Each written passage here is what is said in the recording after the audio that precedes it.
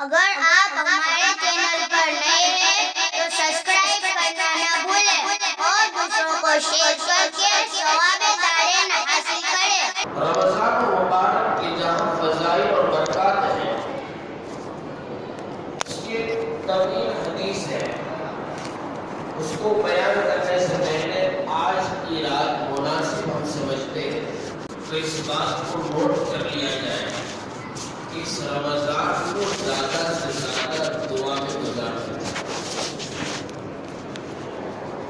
آج امت کو سب سے زیادہ کسی چیز کی ضرورت ہے تو وہ دعا کی۔ دعا کی کمی اور قلت بہت ہے۔ آدمی پر پریشانی آتی ہے تو دوسروں کو اپنا شکوہ اور شکایت، اپنی فریاد سناتا ہے،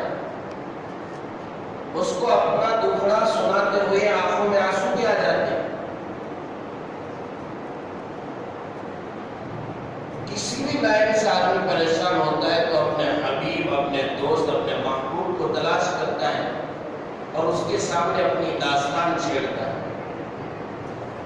لیکن کیا اچھا ہو کہ آدمی اپنا دکھڑا، اپنی شکوہ اور شکایت جو ہے رب کے سامنے پیش کرے۔ یعقوب علیہ السلام بہت بڑے درجے کے ایک نبی گزرے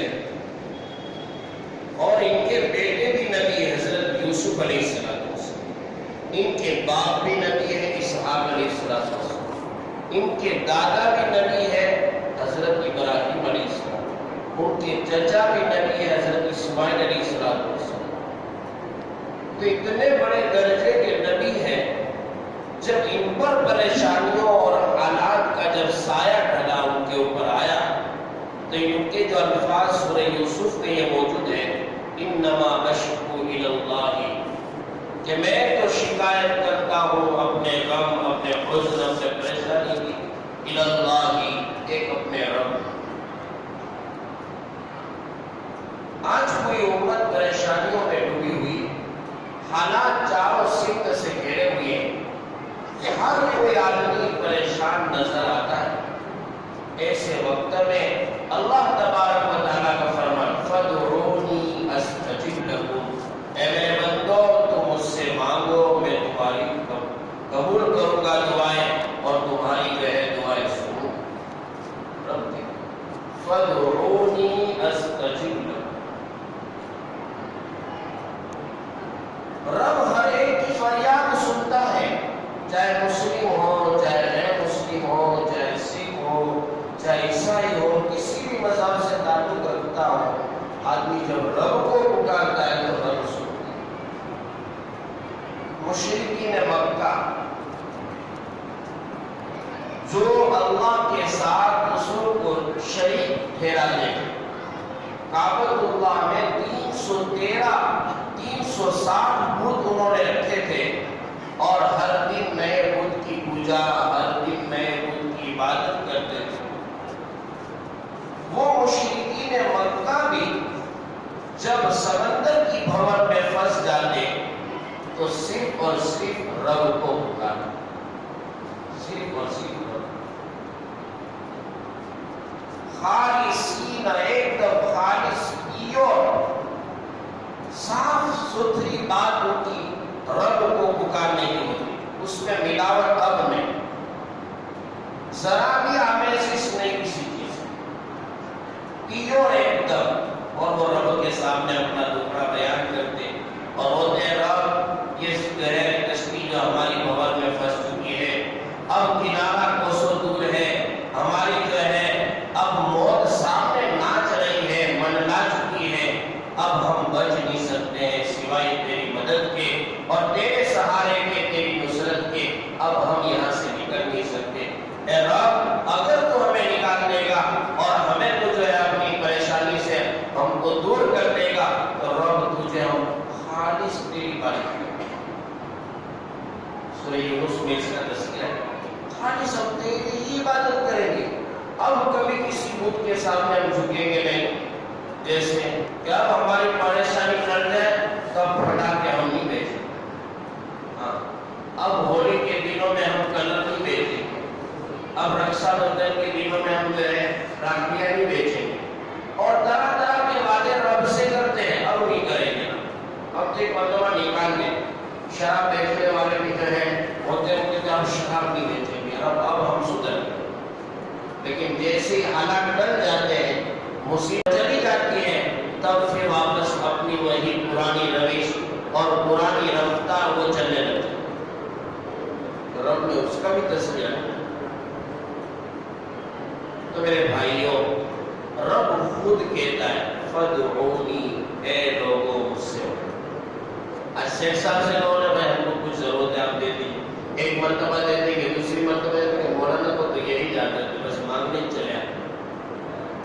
بس گھر پہ کھڑے رہ جاتے۔ مالداروں سے مانگو تو ناراض ہوتے ہیں، رب کہتا ہے مجھ سے نہیں مانگو گے تو ناراض ہوتا ہوں۔ اس لیے میرے بھائیوں،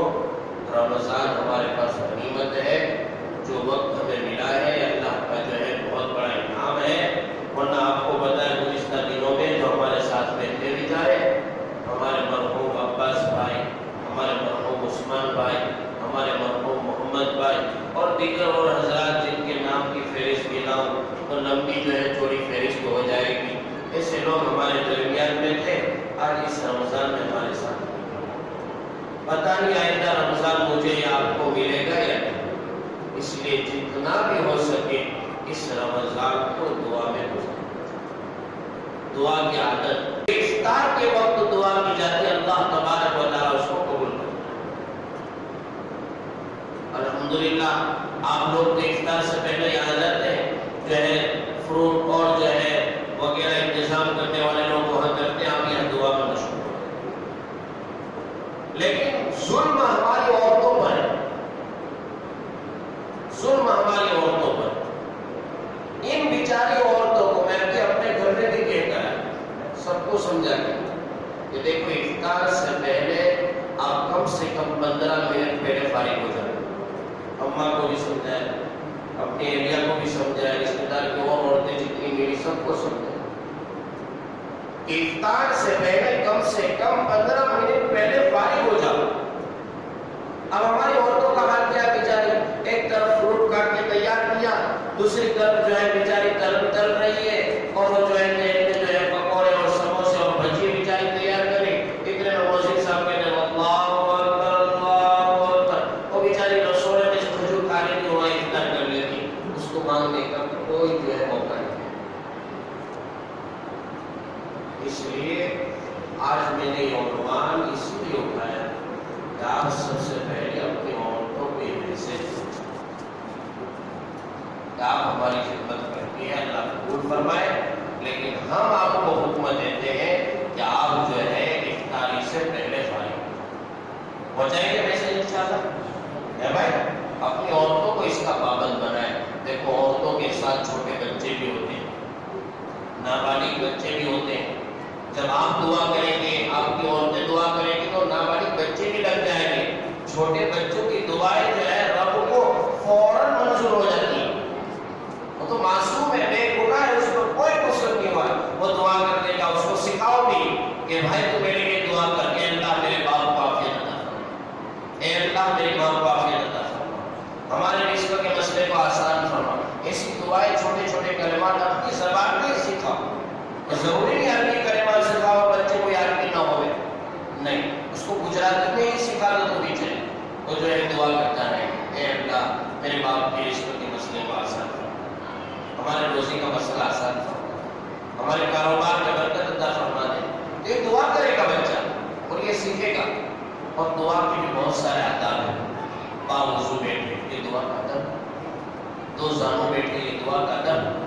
دونوں ہاتھ اٹھائے تو سینے کے سامنے ہو، کاندھے کے اوپر نہ ہو، بہت نیچے بھی نہ ہو، دونوں ہاتھوں کے درمیان 4 انگل کے برابر فاصلہ ہو، یوں ملا کر کے نہ بیٹھے، بعض لوگ یوں ملا کر بیٹھے، یوں کر کے دعائیں، یہ دعا کا آداب، بیچ میں فاصلہ ہو، اور آدمی دعا بھی کر رہا ہے ادھر کھجلا کر ہی رہتا ہے بس، اب اس کی توجہ نہیں، اس لیے دعا کے سب سے بڑے ادب میں یہ بات ہے کہ توجہ کی اللہ، آدمی کا لگاؤ اللہ کے ساتھ، توجہ اللہ کی طرف ہو، بے توجہ دل والے کی دعا قبول نہیں ہوتی۔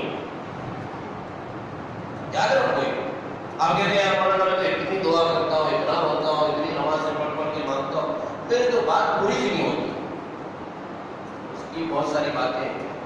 پوری کیسے ہوتی ہے کیسے نہیں ہوتی وہ الگ بات ہے، لیکن سب سے بڑی چیز ہے توجہ ہونا چاہیے۔ تو اللہ تبارک و تعالیٰ سے دعا کریں کہ اللہ تعالیٰ ہم سب کو دعا کرنے کی توفیق دے، صحیح انداز میں اللہ سے مانگنے کی توفیق۔ رمضان کے مسائل کے متعلق ایک دو مسئلے سماعت فرمایا۔ نیت کا جو مسئلہ ہے اس میں دل کا ارادہ کافی ہے، اب سحری کرنے کے لیے اٹھے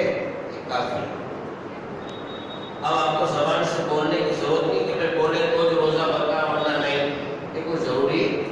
نہیں ہے۔ دوسرا ایک مسئلہ یہ ہے کہ جب سحری کا ٹائم پورا ہونے لگے ایک دم اس سے پہلے کوئی آدمی بیچارہ جو ہے دعا پڑھ لیتا ہے، ابھی پورا ہونے میں 15 منٹ باقی ہے، اس نے دعا پڑھ لی، پھر اس کو پیاس لگی یا کوئی ضرورت پیش آئی یا کچھ کھانے کی جو ہے نوبت آئی تو کھا سکتا ہے۔